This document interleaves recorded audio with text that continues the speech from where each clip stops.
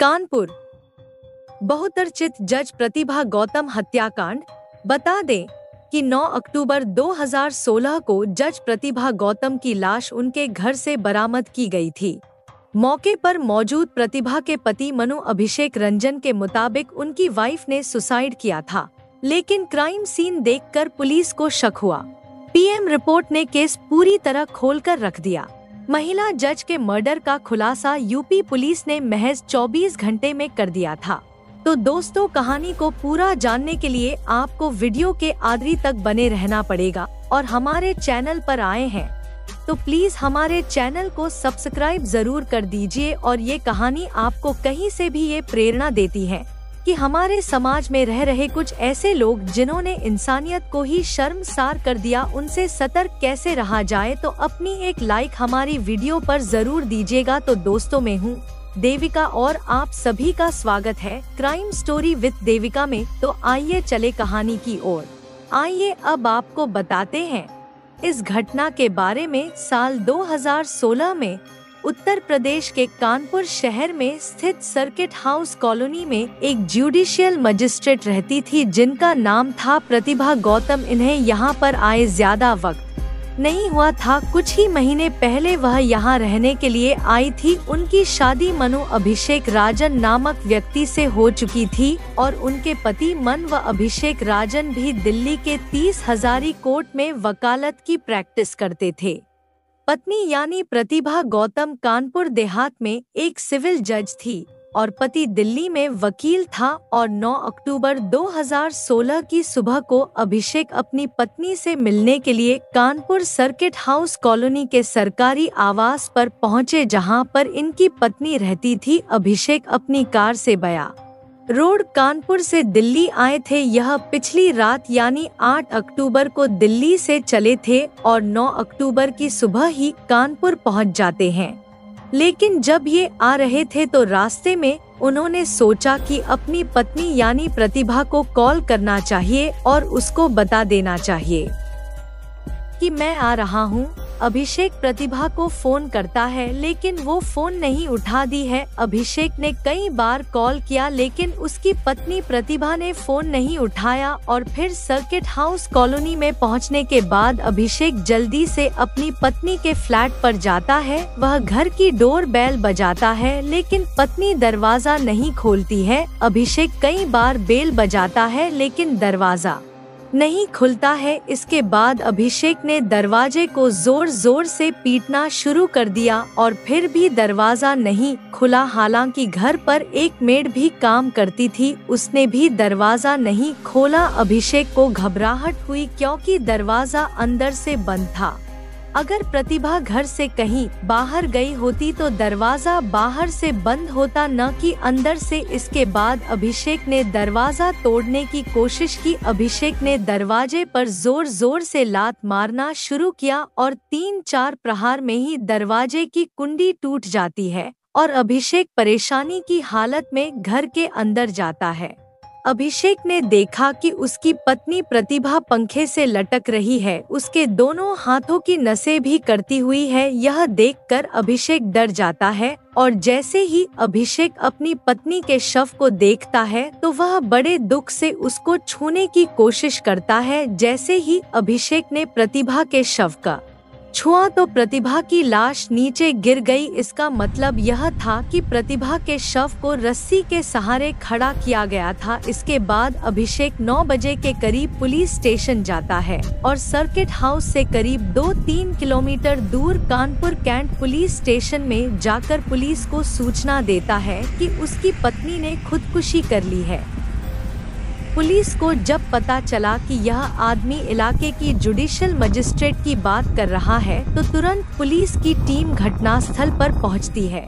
लेकिन यहाँ पर शव जमीन पर रखा हुआ था, जबकि अभिषेक ने पुलिस को बताया था कि उसकी पत्नी ने आत्महत्या की है। पुलिस के पूछने पर अभिषेक ने बताया कि जब उसने अपनी पत्नी को ऐसी हालत में देखा था तो उसे कुछ समझ नहीं आ रहा था कि वह क्या करे, इसलिए घबराहट में उसने शव को नीचे उतार दिया। धीरे धीरे यहाँ पर एसएसपी और डीआईजी जैसे पुलिस ऑफिसर्स भी आने लगते हैं। अभी 8 या 9 महीने पहले ही मनु अभिषेक और प्रतिभा गौतम की शादी हुई थी और यह लव मैरिज थी। अगर समय में थोड़ा पीछे जाएं और इन दोनों के बैकग्राउंड को देखा जाए तो प्रतिभा गौतम उत्तर प्रदेश के उड़ाई नामक इलाके की रहने वाली थी।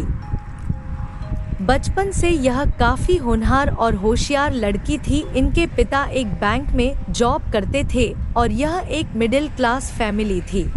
प्रतिभा को पढ़ाई का बहुत शौक था। प्रतिभा अपनी लाइफ में कुछ बड़ा करना चाहती थी। उसे एक वकील बनना था, इसलिए अपनी शुरुआती पढ़ाई करने के बाद वह लखनऊ चली गई। लखनऊ यूनिवर्सिटी से उसने LLB की पढ़ाई कंप्लीट की और लॉ की डिग्री हासिल की। इसी पढ़ाई के दौरान प्रतिभा का ध्यान वकालत से हटकर जज बनने की ओर आकर्षित हो गया और अब प्रतिभा का सपना जज बनने का था। लखनऊ से लॉ की डिग्री हासिल करने के बाद प्रतिभा दिल्ली आती है। यहाँ पर उसने LLM की पढ़ाई की। दरअसल ये LLB से एडवांस कोर्स होता है। का कोर्स कंप्लीट करने के बाद प्रतिभा जुडिशियल सर्विसेज की तैयारी शुरू कर देती है। इन्हीं दिनों एक लड़का भी इसी तैयारी के लिए कोचिंग सेंटर आया। इसका नाम था मनु अभिषेक राजन। यह एक बड़े घराने से बिलोंग करता था। उसके पिता सुरेश चंद्र राजन एक जज थे जो रिटायर हो चुके थे। ये CBI और NG समेत कई जगहों पर जज रह चुके थे। पिता के जज होने के अलावा मनु अभिषेक की बहन भी दिल्ली के 30 हजारी कोर्ट में एक वकील थी और उसके बहनोई भी इसी कोर्ट में जज थे। ऐसे ही अभिषेक के करीब 7 रिश्तेदार जुडिशियल सर्विसेज में थे। कोई वकील था तो कोई जज था और अभिषेक खुद भी जज बनने की तैयारी कर रहा था। इसी दौरान मनु अभिषेक और प्रतिभा गौतम एक दूसरे से मिलते हैं। कोचिंग में आने जाने के दौरान इन दोनों की छोटी छोटी मुलाकातें होनी शुरू हो गई। इनमें दोस्ती होती है और फिर प्यार हो जाता है। समय के साथ प्यार इतना बड़ा कि बात शादी तक आ गई। वैसे दोनों के घर वालों को इस बारे में कोई भी जानकारी नहीं थी कि इनके बच्चे पढ़ाई के अलावा और क्या कुछ कर रहे हैं। अभिषेक के घर वाले दिल्ली के करोल बाग में रहते थे और प्रतिभा के उत्तर प्रदेश के उरी में रहते थे। और जब साल 2013 में PCSJ का एग्जाम होता है, अभिषेक और प्रतिभा दोनों ही एग्जाम देते हैं। इस एग्जाम को पास करने के बाद इन दोनों के लिए अपने सपने पूरे करने का दरवाजा खोल सकता था और यह जज बन जाते। प्रतिभा इस एग्जाम को क्लियर कर लेती है और उसका सिलेक्शन हो जाता है, लेकिन अभिषेक इस एग्जाम को क्लियर नहीं कर पाता है। इसके बाद प्रतिभा को जज की ट्रेनिंग करनी थी तो वो अपनी ट्रेनिंग में लग जाती है और इधर अभिषेक का सपना अधूरा रह गया। वह जज नहीं बन पाया तो अब वह केवल वकालत ही कर सकता था। लेकिन अभी भी यह दोनों एक दूसरे से प्यार करते थे, साथ रहने की कस्में खाते थे। एक दिन प्रतिभा अपने घर वालों को बताती है कि वह एक लड़के से प्यार करती है और आगे चलकर शादी भी इसी लड़के से ही करेगी। उधर अभिषेक के परिजनों को भी जब यह बात पता चली तो दोनों के घरवाले शादी के खिलाफ थे। प्रतिभा के घर वालों का यह कहना था कि उनकी बेटी किसी बड़े अफसर से शादी करे, किसी IPS से करे, न कि किसी छोटे मोटे वकील से। और फिर कास्ट को लेकर भी प्रॉब्लम थी और प्रतिभा के घर वाले इस शादी से साफ मना कर देते हैं। लेकिन प्रतिभा के दिलो दिमाग में तो बस अभिषेक ही छाया हुआ था।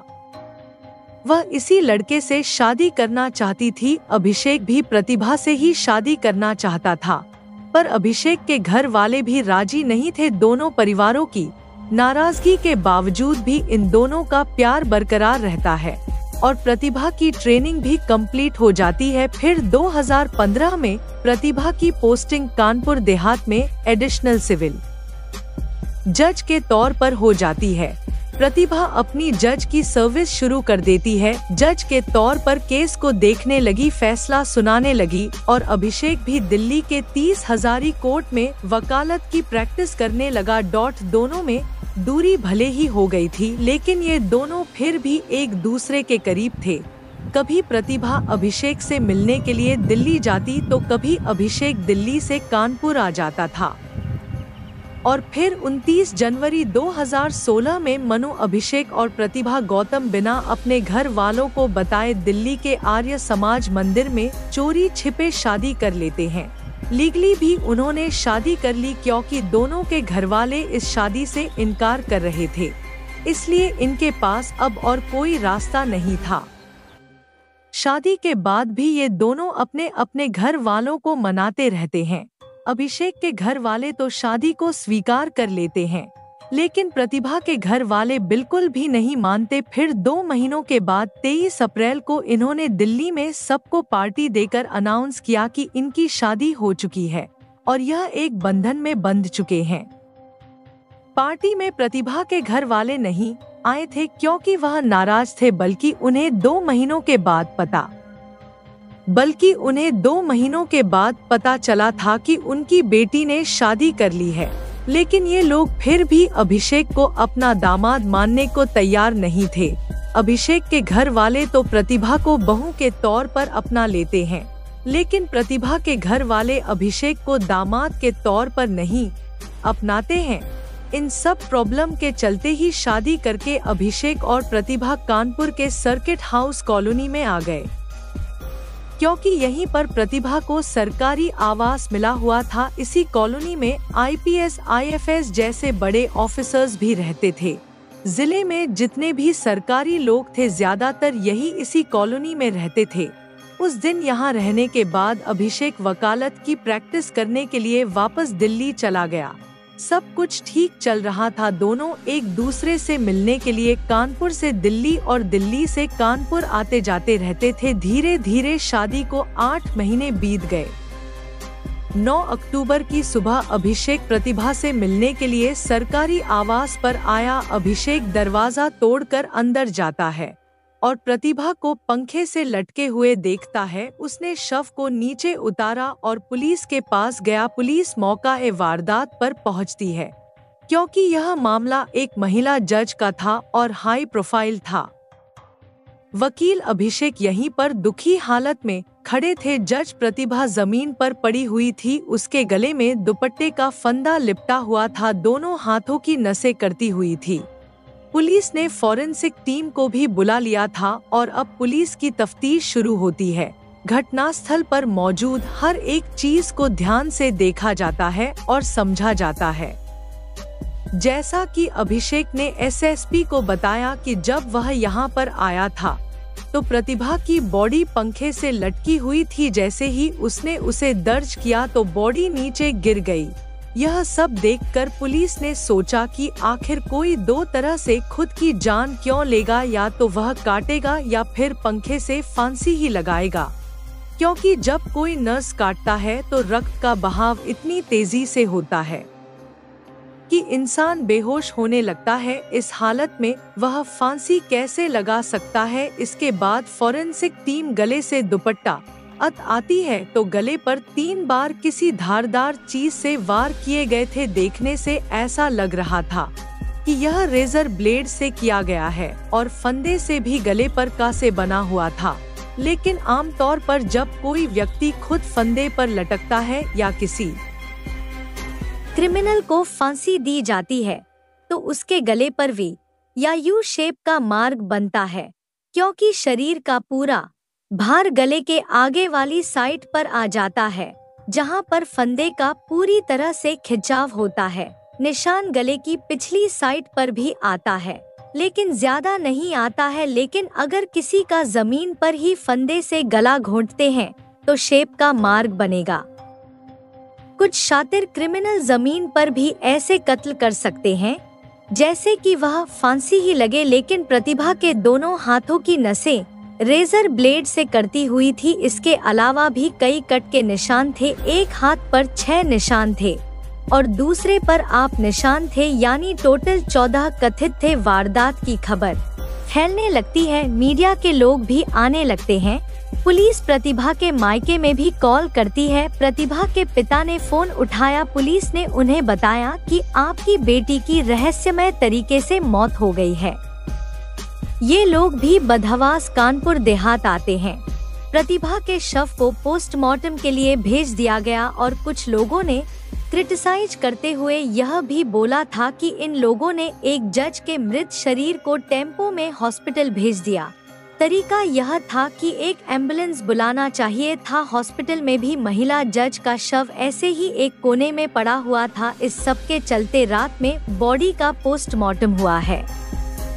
यहाँ घटना स्थल की बात करें तो फॉरेंसिक टीम उस पंखे को देखती है जिसके बारे में अभिषेक ने बताया था कि प्रतिभा यहीं पर लटकी हुई थी और पंखे पर भी रक्त के निशान पाए गए। ऐसा लगा कि नस काटने की वजह से रक्त यहाँ पर आया होगा, पर यह निशान चीतों की तरह नहीं थे। पुलिस को लगा कि हो सकता है रक्त में भीगे हुए हाथों से पंखे को छुआ गया होगा, लेकिन जिस रोड से पंखा लटका हुआ था वह इतना मजबूत भी नहीं था कि प्रतिभा का वजन संभाल सके। अगर कोई पंखे से लटकने की कोशिश करता है तो रोड पर निशान जरूर पड़ता है और यह टेढ़ा भी हो सकता है। यहाँ घटनास्थल को देखकर ऐसा लग रहा था कि जरूर प्रतिभा को मारकर उसके शव को पंखे पर लटकाने की कोशिश की गई होगी, न कि प्रतिभा अपनी मर्जी से लटकी है घर में अंदर।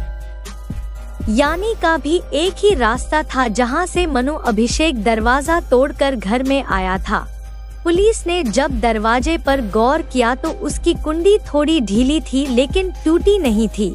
ऐसी परिस्थिति में अगर दरवाजा बंद करे तो यह मजबूती से बंद हो जाएगा। दरवाजा टूटा हुआ होता तो दोबारा इसे बंद नहीं किया जा सकता था, लेकिन यहाँ पर ऐसा नहीं था। दरवाजा बिल्कुल सही था। इस वजह से पुलिस की नजर अब अभिषेक पर ही थी, क्योंकि अभिषेक ने बताया था कि वह दरवाजा तोड़कर अंदर आया था। अब पुलिस ने अभिषेक से पूछताछ करना शुरू की। एसएसपी उससे कुछ सवाल करते हैं। पहले पूछा गया कि आप जब यहाँ पर आए तो आपने क्या देखा। अभिषेक ने बताया कि मैं दरवाजा तोड़कर अंदर आया था और प्रतिभा पंखे से लटकी हुई थी। पुलिस इससे आगे कुछ पूछती यह कुछ पूछने से पहले ही शुरू हो गया कि मैं दिल्ली से यहाँ पर आया था और बाई रोड आया था। आप टोल प्लाजा की स्लिप देख सकते हैं, सीसीटीवी भी देख सकते हैं, कॉल डिटेल्स भी देखें। मैंने यहाँ आने से पहले प्रतिभा को कई बार कॉल भी किया था, आप लोकेशन भी देख सकते हैं। लेकिन पता नहीं क्यों ये खुद ही अपने बारे में इतनी डिटेल्स दे रहा था, जबकि पुलिस उससे कुछ पूछ ही नहीं रही थी। इससे पुलिस का शक अभिषेक को लेकर और ज्यादा बढ़ गया। अभिषेक बार बार कहीं जाने के लिए भी बोलता है, लेकिन पुलिस ने उसे कहीं नहीं जाने दिया। अभिषेक ने खुद शव को पंखे से उतारा था, लेकिन यह तो खुद एक वकील था, जानता था कि क्राइम सीन में क्या क्या चेक करते हैं, कैसे छोटी छोटी चीजें केस को बदल सकती है। सवाल तो यह भी था कि अभिषेक पुलिस को फोन कर सकता था, लेकिन उसने ऐसा क्यों नहीं किया। क्यों ये खुद 2-3 किलोमीटर दूर पुलिस स्टेशन गया। अभिषेक ने बताया कि यह बहुत घबरा गया था, इसे कुछ समझ नहीं आ रहा था कि वह क्या करे। 2 बार इसने पुलिस के पास जाकर मदद भी मांगी थी, लेकिन कोई भी नहीं आया। पर वहाँ पुलिस वालों ने बताया कि यह एक ही बार यहाँ पर आया था। वैसे इसी कॉलोनी में बड़े बड़े ऑफिसर के भी घर थे और नीचे सिक्योरिटी गार्ड भी थे। जब अंदर से दरवाजा नहीं खोल रहा था तो अभिषेक ने इन लोगों से क्यों नहीं कुछ बताया। शव देखने के बाद जब अभिषेक पुलिस को बुलाने के लिए घर से बाहर निकला था, तब भी उसने बाहर किसी गार्ड को नहीं बताया। इसलिए यह भी शक पैदा करने वाली बात थी। प्रतिभा के माता पिता भी मौके पर आते हैं।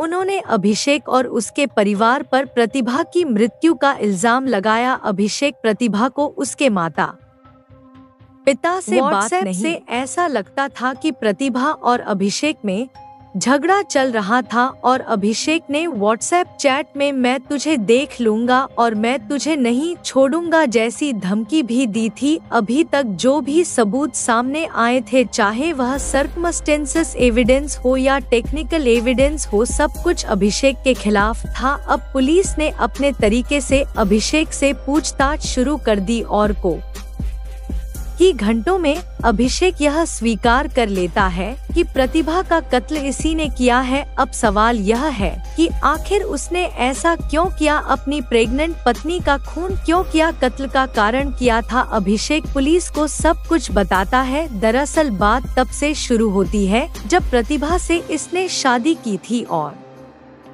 उसी समय इन दोनों ने एग्जाम दिया था, तो उस एग्जाम में प्रतिभा का सिलेक्शन हो जाता है लेकिन अभिषेक का सिलेक्शन नहीं हुआ और अभिषेक ने मान लिया कि उसकी किस्मत में वकील बनना ही लिखा हुआ है। पर उसकी पत्नी एक जज बन चुकी थी। लेकिन कुछ दिनों के बाद अभिषेक के दिमाग में यह बात घूमने लगी कि की पत्नी इससे बड़े पद पर है, उसका रुतबा भी से बड़ा है और प्रतिभा के घर वाले भी उसको अपना दामाद नहीं मान रहे हैं।